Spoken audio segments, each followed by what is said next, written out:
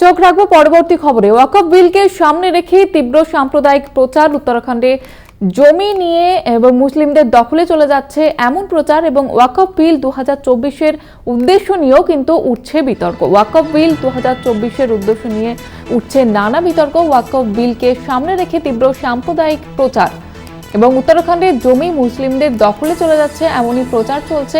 ওয়াকফ বিল 2024-এর উদ্দেশ্য নিয়েও কিন্তু নানা রকমের বিতর্ক উঠছে। আরএসএস এর পত্রিকায় এলাকা ধরে ওয়াকফ সম্পত্তির ফেরস্তি এবং 2024-এর উদ্দেশ্য নিয়ে উঠছে নানা বিতর্ক।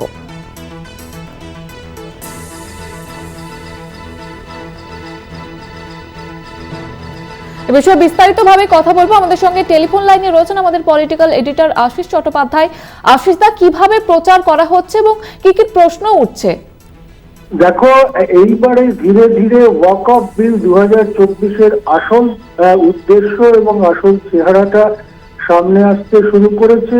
আরএসএস এর অত্যন্ত গুরুত্বপূর্ণ পত্রিকা অর্গানাইজারে যে প্রবন্ধ বেরিয়েছে উত্তরাখণ্ড নিয়ে, সেখানে উত্তরাখণ্ডের জেলা ধরে ধরে কতগুলো ফিরিস্তি দেওয়া হয়েছে যে এখানে এত মুসলমানদের কবরখানা আছে, এখানে এত মুসলমানদের ধর্মস্থান আছে, এখানে এত মুসলমানদের সম্পত্তি আছে, এবং এমন একটা ভাব করে প্রবন্ধটা লেখা হয়েছে যেন উত্তরাখণ্ড রাজ্যের বা যেটাকে অনেক সময় দেবভূমি বলেও বলা হয়, সেই দেবভূমির প্রচুর জায়গা, হয়তো বেশিরভাগ জায়গা, মানে প্রবন্ধের ধরনটা এইরকম যে মুসলমানরা দখল করে নিচ্ছে এবং মুসলমানদের এই আগ্রাসী দখল করবার জন্য দেবভূমি তথা উত্তরাখণ্ডের জনসংখ্যার যে বিন্যাস সেটা পাল্টে যাচ্ছে। ইঙ্গিতটা হচ্ছে যে মুসলিমরা সংখ্যায় বেশি হয়ে যাচ্ছে।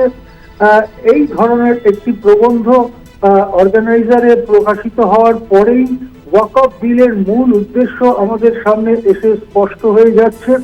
আমরা জানি উত্তরাখণ্ডের কিছু কিছু জায়গায় মুসলিমরা থাকেন এবং তাদের উপরে নানা আক্রমণের ঘটনা ইদানিং ঘটেছে এবং তাই নিয়ে একটা বিপুল হিংসার রিপোর্টও আমাদের সামনে এসেছিল।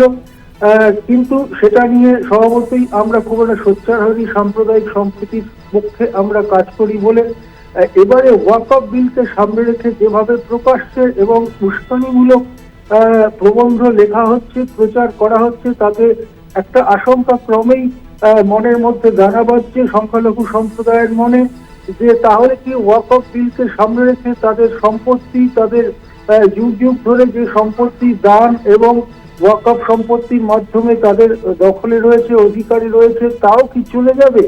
এইরকম একটা আশঙ্কা দানা বাঁধছে এবং অর্গানাইজারের এই প্রবন্ধের মধ্যে দিয়ে সেই আশঙ্কার আগুনে ঘি ঢেলেছে, আগুন আরো বড় হয়েছে।